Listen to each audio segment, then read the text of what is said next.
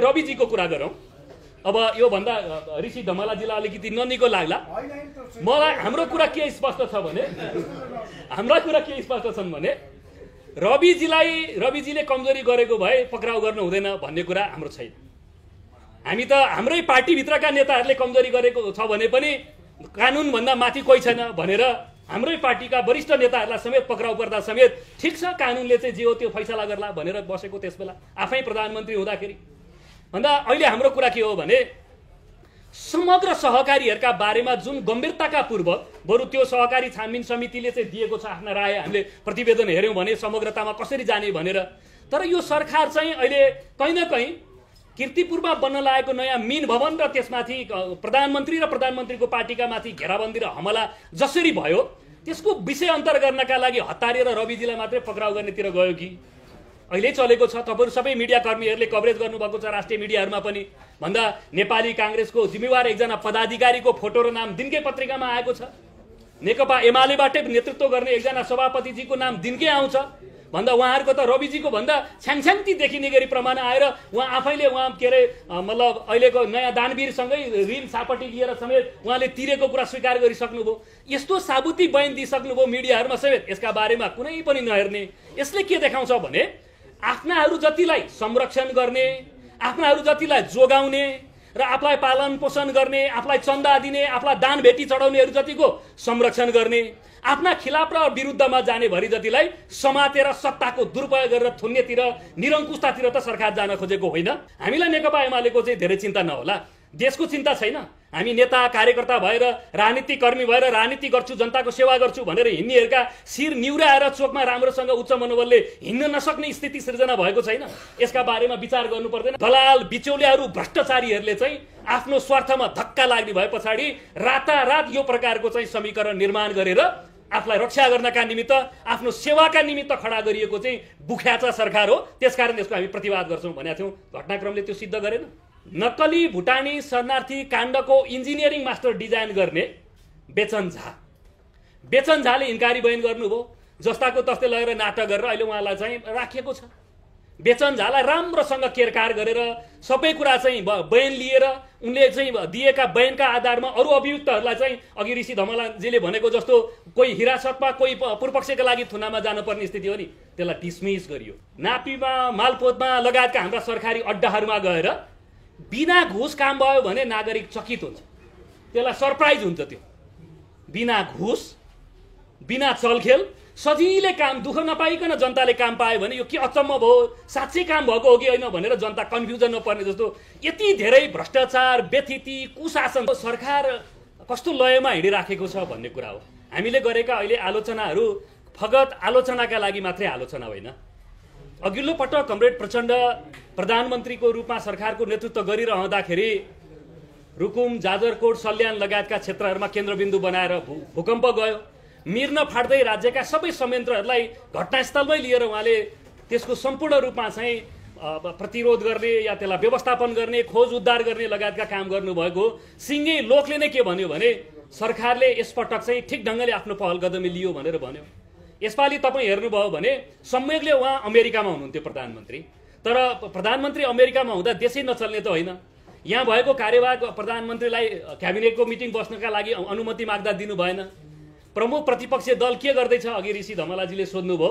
सबभन्दा पहिला मैदानमा गएर पीडितहरूलाई ढाडस दिने, कहाँ छन् सुरक्षाकर्मीहरू भनेर खोजी नीति गर्ने कमरेड प्रचण्ड नै हो। पनौतीसम्म पुगेको पनि पहिला कमरेड प्रचण्ड नै हो। प्रचण्ड कमरेड पुगे पछाडि झन्डै 17-18 दिन पछाडि गृहमन्त्री रक्षा मन्त्रीको फौजहरू हेलिकप्टर लिएर बल्ल हिँड्न थालेको। कहाँ थियो सरकार?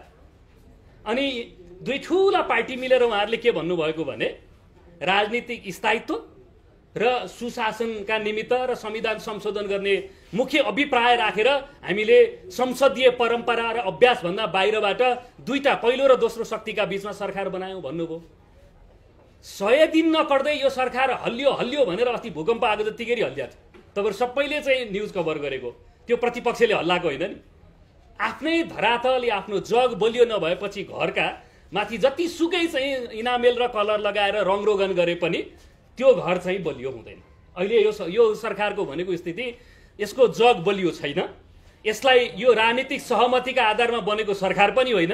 हामीले सुरुका दिनदेखि भन्दै आएका छौँ, यो बिचौलियाहरूले आफ्नो स्वार्थ सिद्ध गर्नका निमित्त, स्वार्थ पुरा गर्नका निमित्त भ्रष्ट र दलालहरूले आफ्ना एकपछि अर्को फाइलहरू खुल्दै जाने र स्वार्थहरूमा धक्का लाग्ने भएपछि अमुक दलालहरूका घरमा रातको 12 बजे अरू कसैले आफ्ना स्वार्थका लागि बनाइदिएको सरकार हो। यदि यो गुड फेदमा उहाँहरूले भनेकै जस्तो राजनीतिक स्थायित्व, आर्थिक समृद्धि र संविधान संशोधनमा चाहिँ स्वच्छ पवित्र भावनाका साथ उहाँहरूले सोचेको हो भने कुनै एउटा राजनीतिक दलको कार्यालयमा लोकलाई राम्रोसँग यस्तै गरी पत्रकारलाई राखेर राम्रो प्रत्यक्ष प्रसारण र मिडियाका अगाडि चाहिँ पारदर्शी तरिकाले त्यो सरकार बन्थ्यो भन्दा हामीले जुन सुरुका दिनदेखि यो भन्दै आएका थियौँ र एकपछि अर्को घटनाक्रमहरूले यो कुरालाई प्रष्ट गर्दै आएको छ र हाम्रो आरोप एकपछि अर्को प्रमाणित हुँदै गइराखेका छन्। त्यो कसरी भने भर्खरै विष्णु कमरेड मैले अघि नै पनि भने सजिलै नीतिगत कुरा गरेर उहाँ उम्किनु भयो, त्यति सजिलो कुरा होइन। मीन भवनजी अहिले कुरा छ त्यो अहिले नेकपा एमालेको मात्रै सवाल रहेन, यो सिङ्गै नेपाल र नेपालीको सवाल हो। हाम्रा ऐन कानुनहरू छन्, उपहार लिन पाइने कि नपाइने, कस्तो प्रकृतिकोलाई उपहार भन्ने कानुन पनि छ नेपालमा। ट्रान्सपरेन्सी इन्टरनेसनलले यो चाहिँ भ्रष्टाचारै हो भनेर ठहर गरिसक्यो। अब यो भन्दा ठुलो राष्ट्रको बेइज्जती मतलब बदनामी यो भन्दा ठुलो के हुन सक्छ।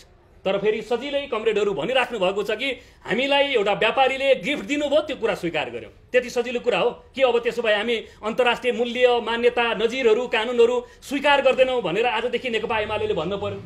ट्रान्सपरेन्सी इन्टरनेसनल नेपालले चाहिँ सिधा सिधा भनिसक्यो कि यो सम्पूर्ण रूपमा भ्रष्टाचार हो भनेर उसले ठोस रूपमा किटानी गरिसक्यो। अब त्यसो गर्दा नि उहाँहरू गिफ्ट मात्रै भन्नुहुन्छ। प्रधानमन्त्रीको पार्टीको महासचिवले भन्नुहुन्छ नेकपा एमालेका बारेमा धेरै चिन्ता नगर्नुहोस्। हामीलाई नेकपा एमालेको चाहिँ धेरै चिन्ता नहोला, देशको चिन्ता छैन। हामी नेता कार्यकर्ता भएर राजनीतिक कर्मी भएर राजनीति गर्छु, जनताको सेवा गर्छु भनेर हिँड्नेहरूका शिर निउराएर चोकमा राम्रोसँग उच्च मनोबलले हिँड्न नसक्ने स्थिति सृजना भएको छैन। यसका बारेमा विचार गर्नु पर्दैन राजनीतिक कर्मीहरूले। यसरी हेर्दा सिधै लोकलाई ठाट्ने, अहिले भर्खरै कमरेडले पनि भन्नुभयो प्रधानमन्त्रीले हिजो साँझ 5 बजेका लागि क्याबिनेट बोलाइसक्नु भएको थियो अध्यादेश ल्याउने भनेर।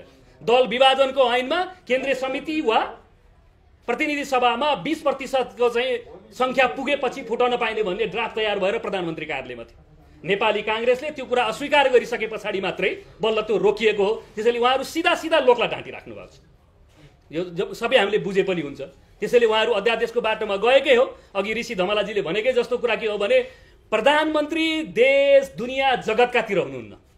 अघिल्लो पटक नेकपा हुँदा संसद विघटन गर्ने, अटोक्रेसी लागू गर्ने, संविधानलाई मास्ने जुन मनोविज्ञानमा मुडमा हुनुहुन्थ्यो ठ्याक्कै प्रधानमन्त्री त्यहाँ आइपुग्नु भयो।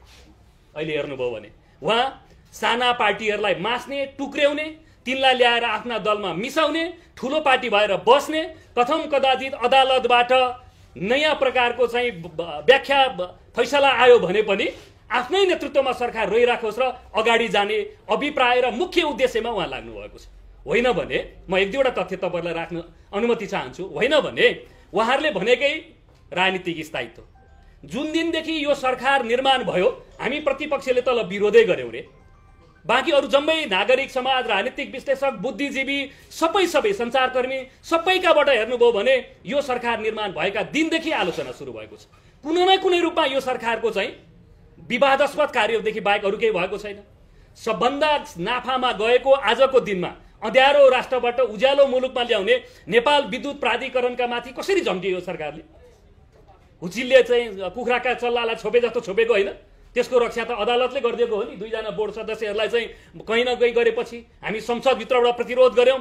उहाँहरूले त कुलमानजीलाई त्यसबाट बर्खास्त गर्न नसक्ने भएपछि सार्वजनिक लेखा समितिले अख्तियारलाई फाइल पठाउने, अख्तियारबाट चाहिँ मुद्दा लगाएर बर्खास्त गर्ने तहसम्म उहाँ पुगेको होइन। केही दिन अगाडि मात्रै पनि उहाँहरूले मन्त्रालयका तर्फबाट 15 बुँदामा कुलमान घिसिङ र नेपाल विद्युत प्राधिकरणलाई स्पष्टीकरण सोध्नु भएको छ। तर त्यसबेला उहाँहरूले के काम गर्नु पर्थ्यो? नक्कली भुटानी शरणार्थी काण्डको इन्जिनियरिङ मास्टर डिजाइन गर्ने बेचन झाले इन्कारी बयान गर्नुभयो। जस्ताको तस्तै लगेर नाटक गरेर अहिले उहाँलाई चाहिँ राखिएको छ। बेचन झालाई राम्रोसँग केरकार गरेर सबै कुरा चाहिँ बयान लिएर उनले चाहिँ दिएका बयानका आधारमा अरू अभियुक्तहरूलाई चाहिँ अघि ऋषि धमलाजीले भनेको जस्तो कोही हिरासतमा कोही पूर्वपक्षका लागि थुनामा जानुपर्ने स्थिति हो नि, त्यसलाई डिसमिस गरियो।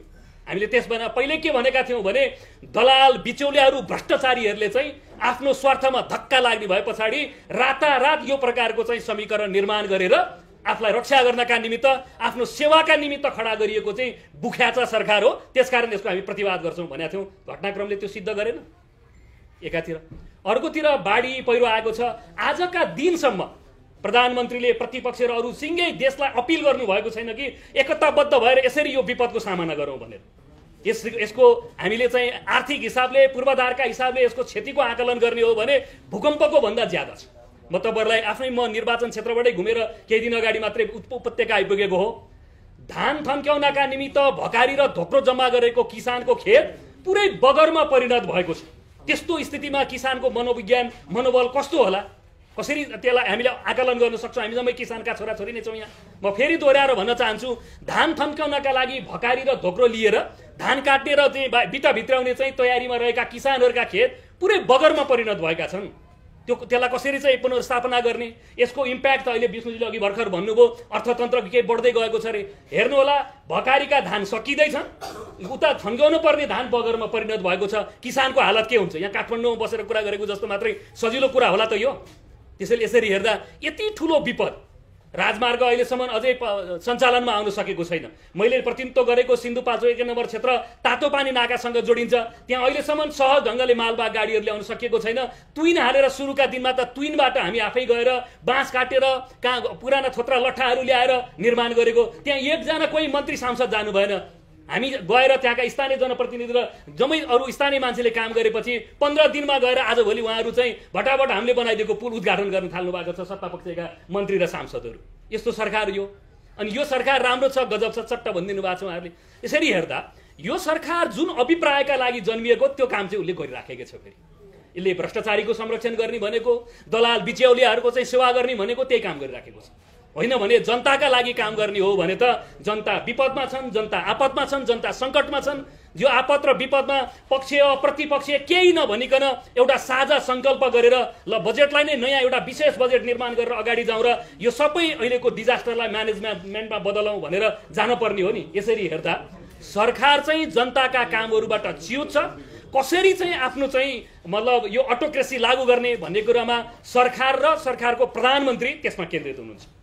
र म नेपाली काङ्ग्रेसलाई आफ्नो अडानमा अडिग रहिरहनका निमित्त मिन दाई मार्फत अनुरोध गर्दै तपाईँहरू यो अध्यादेश ल्याउने, अर्काका पार्टी फुटाउने, खेलोमेलो गर्ने यो काममा चाहिँ मलाई लाग्छ अब तपाईँहरू पनि सहमत हुनु हो भने कमरेड केपी ओलीसँग तपाईँहरू पनि सती मात्रै जाने हो। नेपाली जनताले राम राम मात्रै भन्ने, अरू केही गर्न सक्दैन। यति पुरानो पार्टी नेपाली काङ्ग्रेसलाई। नत्र भने म अहिले नेकपा एमालेलाई पनि धेरै गाली गर्नेमा, आलोचना गर्नेमा छैन। त्यसभित्र पनि एउटा कस्तो स्थिति छ, औपचारिक अनौपचारिक विविध प्रकारका कमरेडहरूसँग हाम्रो संवाद भइराखेकै छ। त्यहाँ अघि नै आइहाल्यो चित्र कस्तो।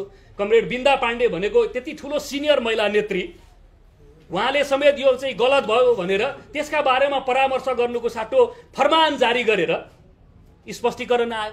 हाम्रो संविधानले त मजाले लागेका कुरा बोल्न पाइन्छ भनेको छ, त्यसका लागि लोकतन्त्र ल्याएको हो नि हामीले लडेर, त्यसका लागि गणतन्त्र भनेको हो नि।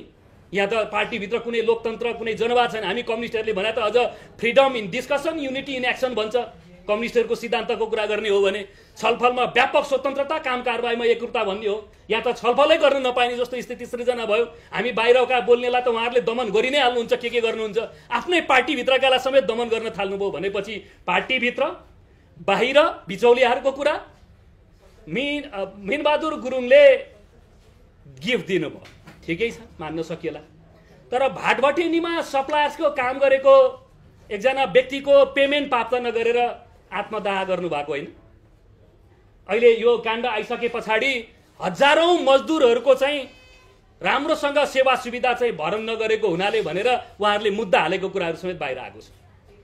भन्दा उतापट्टि सप्लायर्सहरूलाई चाहिँ पैसा पेमेन्ट गर्न नसक्ने, मजदुरहरूको चाहिँ ज्याला पेमेन्ट नगर्ने, यतापट्टि राजी खुसीले मैले चाहिँ अरबौंको जग्गा चाहिँ दान गरेँ भनेर यो लोकले पत्याउनुपर्छ।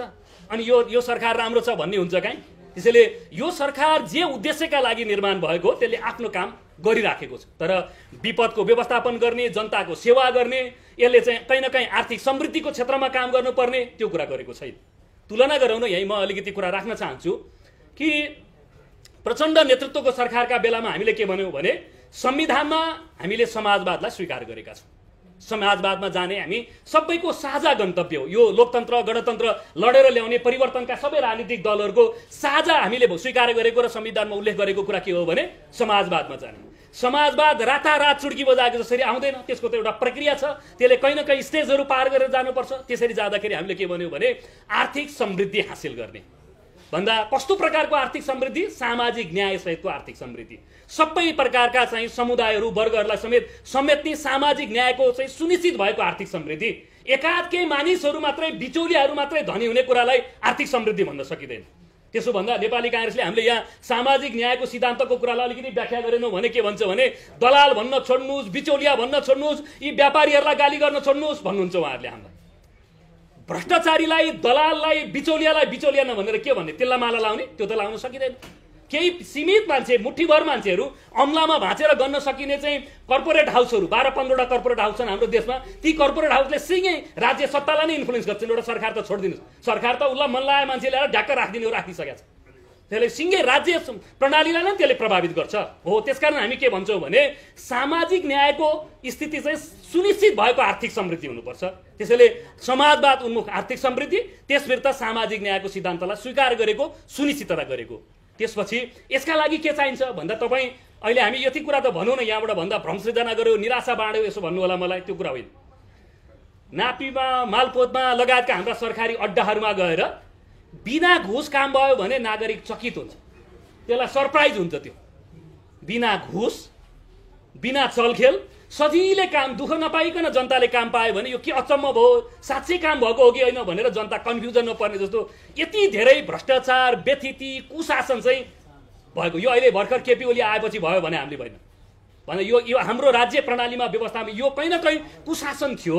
त्यसकारण मैले भन्न खोजेको कुरा के हो भने समाजवादमा जाने, त्यसका लागि आर्थिक समृद्धि हासिल गर्ने, आर्थिक समृद्धिका लागि चाहिँ कुशासनको अन्त्य गरेर सुशासनको स्थिति सृजना नगरिकन हुँदैन भनेर प्रचण्ड नेतृत्वको सरकारका बेलामा स्पष्ट हाम्रो टास्क थियो। भन्दा समाजवाद, आर्थिक समृद्धि, त्यसभित्र सामाजिक न्यायको सिद्धान्तलाई स्वीकार गर्ने र त्यसका लागि चाहिँ सुशासन, समृद्धि र समाजवाद एक आपसमा चाहिँ अन्तर्सम्बन्धित र हाम्रा त्यति बेलाका चाहिँ गोल मिसनहरू थिए। त्यसका आधारमा ललिता निवास, नक्कली भुटानी शरणार्थी काण्ड, बाल मन्दिरको जग्गा लगायतका गिरिबन्धु टी स्टेट, यी सबैका छानबिन अनुसन्धान त्यो अभिप्रायका साथ सुरु भएको थियो।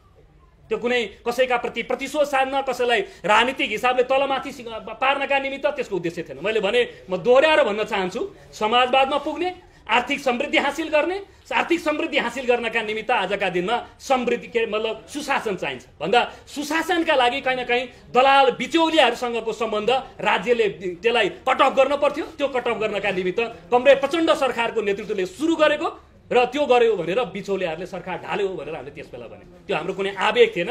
तपाईँ अहिले कीर्तिपुरमा बन्न लागेको नयाँ नाम दिएको मीन भवनसम्म पुग्दाखेरि त्यसले स्पष्ट पार्छ।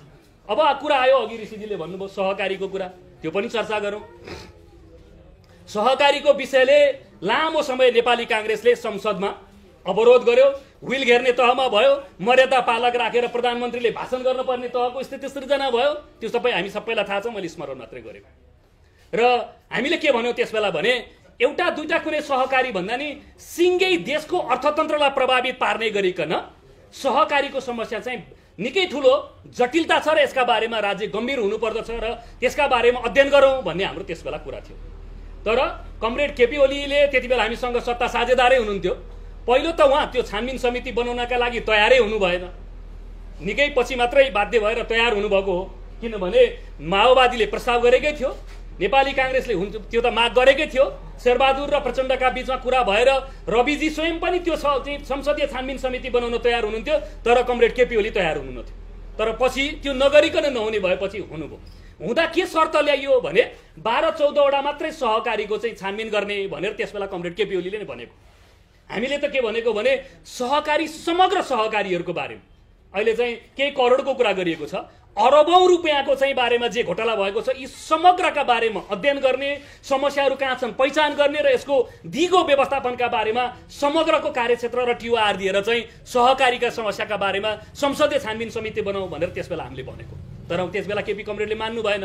बाँकी 12वटालाई मात्रै चाहिँ इन्डिकेटर दिएर ब्यारिकेड गरेर 12वटा बाहेक अन्त कार्यक्षेत्र नदिने गरिकन उहाँहरूले त्यो रोक्नुभयो। किन रोकेको हो भने यसमा कुनै लुपीछिपी कुरै छैन। सहकारीमा यो अभियानमा संलग्न हामी माओवादीहरू त अहिले भर्खर आएका हौँ, उस बेला जङ्गलमा थियौँ। कम्युनिस्टहरूले के भन्छन् भने समाजवादको आधारशिला र प्रारम्भिक चरण भनेकै सहकारी हो समाजवादको, त्यसकारण त्यहाँ जानुपर्छ भनेर नेकपा एमाले उस बेला मदन भण्डारीका पालादेखि नै सहकारी अभियानलाई अगाडि लगेको भन्दा सहकारीमा स्वभावैले नेकपा एमालेका नेता कार्यकर्ताहरू पार्टीको घोषित नीति अनुसारै त्यहाँ हुनुहुन्छ नि, समाजवादमा जाने, कम्युनिस्ट चरित्रको आर्थिक चाहिँ उपरि संरचनाहरूको निर्माण गर्ने उद्देश्यका साथ। त्यसैले गर्दा अब आज बिस्तारै त्यसले लय बिगारेर जग्गा दलाली र अरू बिचौलियाको काम गर्यो सहकारीले, खासमा त्यसको उद्देश्य त्यो होइन भन्दा यसरी हेर्दा सुरुवाती चरणदेखि नै सहकारीको छानबिनका सम्बन्धमा हाम्रो दृष्टिकोण के थियो भने समग्र सहकारीको चाहिँ बारेमा छानबिन गर्ने मतलब अलि उच्च स्तरीय प्रकारको अधिकार सहितको चाहिँ त्यो संसदीय छानबिन बनाउनु पर्छ भन्ने थियो। त्यसबेला केपी कमरेड तयार हुनु भएन। अब अहिले रविजीको कुरा गरौँ। अब यो भन्दा ऋषि धमलाजीलाई अलिकति ननिको लाग्ला। मलाई हाम्रो कुरा के स्पष्ट छ भने हाम्रा कुरा के स्पष्ट छन् भने रविजीले कमजोरी गरेको भए पक्राउ गर्न हुँदैन भन्ने कुरा हाम्रो छैन। हामी त हाम्रै पार्टीभित्रका नेताहरूले कमजोरी गरेको छ भने पनि कानुनभन्दा माथि कोही छैन भनेर हाम्रै पार्टीका वरिष्ठ नेताहरूलाई समेत पक्राउ पर्दा समेत ठिक छ कानुनले चाहिँ जे हो त्यो फैसला गर्ला भनेर बसेको त्यसबेला आफै प्रधानमन्त्री हुँदाखेरि।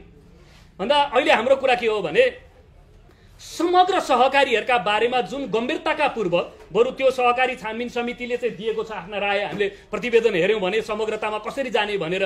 तर यो सरकार चाहिँ अहिले कहीँ न कहीँ कीर्तिपुरमा बन्न लागेको नयाँ मिन भवन र त्यसमाथि प्रधानमन्त्री र प्रधानमन्त्रीको पार्टीका माथि घेराबन्दी र हमला जसरी भयो त्यसको विषय अन्तर गर्नका लागि हतारेर रविजीलाई मात्रै पक्राउ गर्नेतिर गयो कि अहिले चलेको छ। तपाईहरु सबै मिडिया कर्मीहरूले कभरेज गर्नुभएको छ राष्ट्रिय मिडियाहरूमा पनि।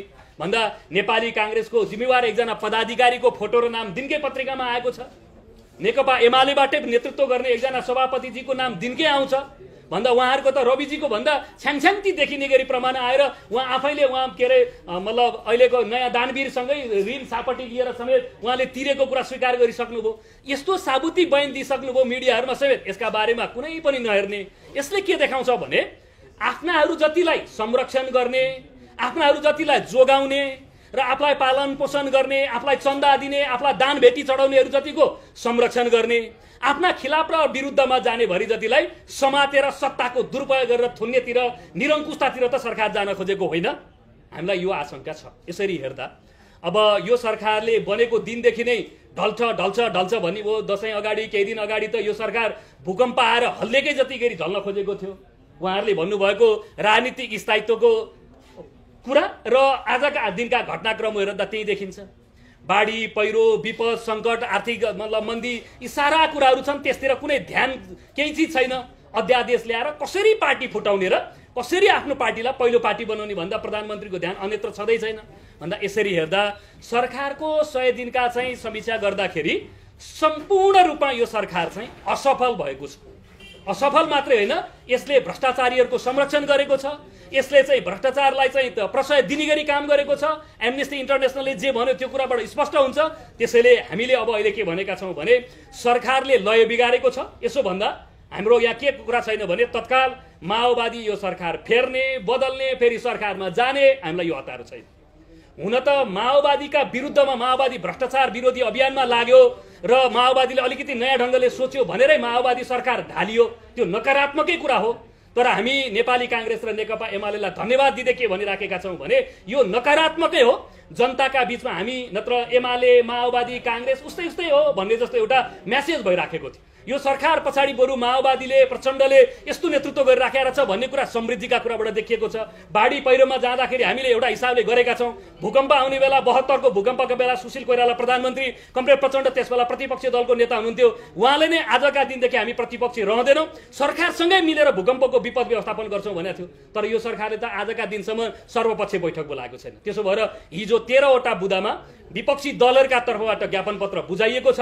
सरकारले तत्काल राहत, पुनर्स्थापना, अघि मैले भनेको जस्तो धानखेत पुरै बगरमा परिणत भएका छन्, त्यसलाई कसरी फर्काउने हो, राष्ट्रिय राजमार्ग, सहायक राष्ट्रिय राजमार्ग र अरू धेरै सडक र भौतिक पूर्वाधारहरू ध्वस्त भएका छन्, यसलाई कसरी पुनर्निर्माणमा लैजाने हो, तत्काल एउटा कन्सेप्टका साथ जनतालाई आशावादी बनाउनु पर्यो भनेर हामीले भनेका छौँ।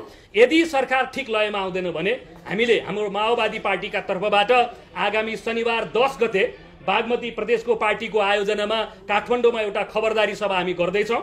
त्यो खबरदारी सभाबाट हामीहरू सरकारलाई ध्यान आकर्षण गराउन चाहन्छौँ। सरकारले ठिक ढङ्गले लय समातेर गयो, यो विपत्तिका बेलामा सरकारलाई साथ दिएर राहत, पुनर्निर्माण र दिगो व्यवस्थापनका लागि हाम्रो साथ हुन्छ। त्यसो भएन भने सिङ्गै नेपाली जनतालाई अपिल गरेर हाम्रा खबरदारी, विरोध र भण्डाफर्का कार्यक्रमहरू अगाडि जान्छन्। म यही फेरि मेन विश्वकर्मा दाई सँगै हुनुहुन्छ। नेपाली काङ्ग्रेसलाई कमरेड खड्ग ओलीले आजभोलि जे गर्न खोजिराख्नु भएको छ, यी तमाम विकृति, विसङ्गति र निरङ्कुशताको तपाईँहरू साँची किनाराका साथी नहुनुहोस्। त्यसलाई सच्याउनेतिरबाट तपाईँहरूले सोच्नुहोस्। देशको पनि भलाइ छ, काङ्ग्रेसको पनि भलाइ छ। त्यसो गर्नु भएन भने काङ्ग्रेसलाई नि राम राम भन्दै हामी सडकमा भण्डाफोर गर्दै सशक्त प्रतिपक्षका रूपमा अगाडि जाने कुरा निवेदन गर्दै अहिलेलाई आफ्नो भन्नु यही अन्त्य गर्छु। धन्यवाद। अलिकति प्रश्न गर्ने साथीलाई म अलिकति प्रश्न सच्याउन कसरी अपिल गर्छु भने, बरु अहिले यो नयाँ नामको मिन भवन बनाउने प्रकरणसम्म आइपुग्दा त्यो भ्रम त साफ भयो नि, होइन र? अब हामीले धेरै केही बोल्नै परेन नि। भाटबटेनीमा लगानी गरेको हो कि होइन भन्ने कुरा एक चरण प्रचण्डकै नेतृत्वमा उहाँलाई पक्राउ गरेर अनुसन्धान गरेर त्यो जग्गा फिर्ता गरिनुपर्छ भनेर हामीले भनेको। बरु अब त्यसमा अझै मैले तथ्य छुटाएको छु। भाटबटेनीको सेन्टर डिपार्टमेन्ट स्टोर त त्यही ललिता निवासमा छ नि। अदालतले पनि अघिल्लो सरकारले नै अनुसन्धान गरेर त्यो चाहिँ राज्यको नियन्त्रणमा ल्याउनुपर्छ, फिर्ता गर्नुपर्छ भने अब फिर्ता भएको छैन नि। त्यो फिर्ता ल्याउनुको साटो मिन भवन बनाउनेतिर जानुभयो। त्यसैले त्यसबाट के स्पष्ट देखिन्छ भने पक्राउ गरेर अनुसन्धान गरेर फिर्ता गर्ने निर्णय पनि प्रचण्ड नेतृत्वमै भयो र अहिले फेरि मिन भवन बनाइदिने अरब रुपियाँ लगानी ओलीला गर्नुभयो। यसबाट तपाईँको प्रश्नमा चाहिँ मलाई लाग्छ सम्पूर्ण रूपमा भ्रम साफ भइसकेको छ। एउटा प्रश्न मेरो, तपाईले भन्नुभयो नेकपा माओवादी चाहिँ सरकार परिवर्तन गर्ने उसमा छैन भनेर तपाईले भन्नुभयो, तर पूर्व प्रधानमन्त्री प्रचण्ड आफै मोर्चाबन्दी गरेर हिँड्नु भएको छ। त्यो मोर्चाबन्दीको उद्देश्य के हो? होइन, विपक्षीमा रहेका र मुद्दा मिल्नेहरूका बीचमा त सहकारी स्वाभाविक कुरा हो नि। एक्लै हिँडेर त्यो त ओलीजीकै पारा भयो नि। उस्तै पनि नेपाली काङ्ग्रेसलाई पनि बर्खास्त गरेर म एक्लै छु भन्न बेर्न लाउने हो उहाँ त। त्यसैले भएका मुद्दा मिल्ने चाहिँ मतलब समान चाहिँ मुद्दा भएकाहरूका बीचमा एकताबद्ध भएर जानुपर्छ। यो नियम नै हो, राजनीतिक नियम। त्यसमा नि प्रचण्ड बढीभन्दा बढीसँग हातेमालो गरेर हिँड्ने कार्यशैली भएको नेता भएको हुनाले हामी अहिले राप्रपालाई समेत लिएर विपक्षीहरूको मोर्चा बनाएर अगाडि गएका छौँ। मुद्दा मिल्ने भन्नुभयो तपाईले, तर त्यहाँ राप्रपा पनि जोडिएको छ, रासपा पनि जोडिएको छ। विचारै मिल्दैन, कसरी मुद्दा मिल्छ? अध्यादेश नल्याउन, बाढी पहिरोका समस्याहरूमा केन्द्रित हुन, दलाल बिचौलियाहरूसँग चाहिँ रहस्यमय सम्झौता नगर्न राप्रपा र हाम्रो अहिले एकै ठाउँमा मुद्दा मिलेको छ। मुद्दा मिल्नेहरूका बीचमा सहकारी हुन्छ। Thank you so much.